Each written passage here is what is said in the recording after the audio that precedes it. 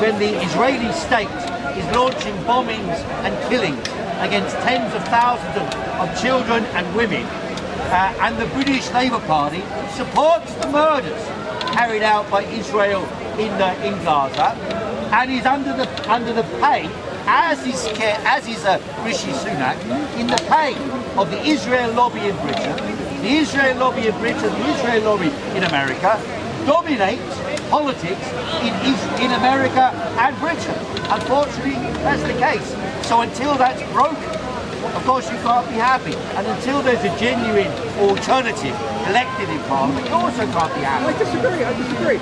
This is what I think I'm trying to get towards. It's the idea, like, we should, in and of itself, the idea of an election getting called is a fundamental of democracy, isn't it? So, like, I get that if the ground is all of it filled with rubbish parties, that's a separate issue to, like, really appreciating that a democratic system is getting implemented. Well, is it really a democratic system? Well, we've all got a vote here. We have a vote, but is it a democratic system?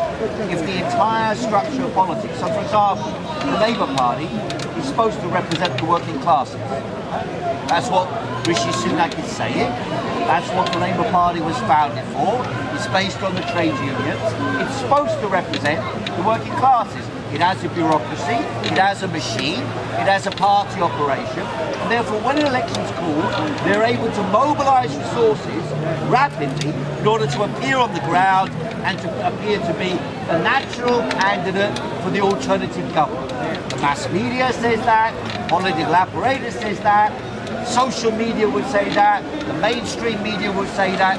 Everything is designed to promote the idea that Keir Starmer, and business, by the way, that Keir Starmer is the automatic, self-appointed, or better said, anointed leader of Britain on July the 4th. And in all likelihood, that's what will happen. Now, if you then turn around and say, that is the democratic process, I think you are mistaken.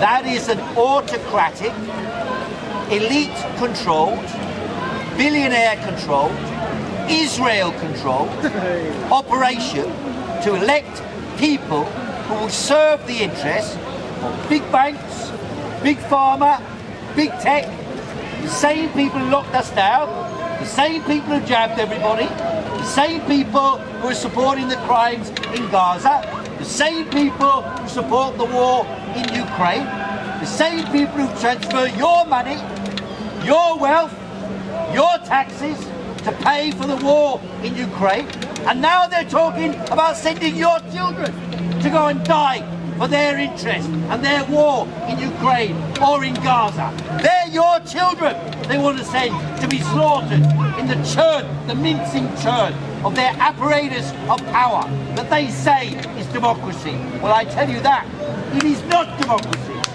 It is a dictatorship of big business, big pharma, big tech controlling society. That's what actually exists in our society. And only to the degree that we challenge that and break that do we actually express ourselves in this election. Only to that degree are we bringing, is it useful to have this election? You know, so in that respect, and of course it's true that Rishi Sunak, the members of Parliament, sitting there cosy, most of them are ex-barristers, they come through a whole machine, they say yes to each other. Once they cleared out Jeremy Corbyn, there was no opposition in the Labour Party. Whether you agree with Corbyn or not, he represented a genuine alternative in Britain, whether you agree with him or not. But what do we have now? Tweedledee and Tweedledum sitting in Parliament, and that's why I say either the Workers' Party or independents standing against Labour and the Tories, those are the only alternatives in this election worth even contemplating standing for, worth even contemplating voting for. The rest of it is all bullshit. Bullshit to represent, to make you think you live in a democracy, make you think you have some control. But as soon as that vote is cast, and as soon as the Keir Sunak government is created, or the Rishi Starmer government is created after the 4th of July, back to your homes you go, all your power is gone, and whatever new panic they create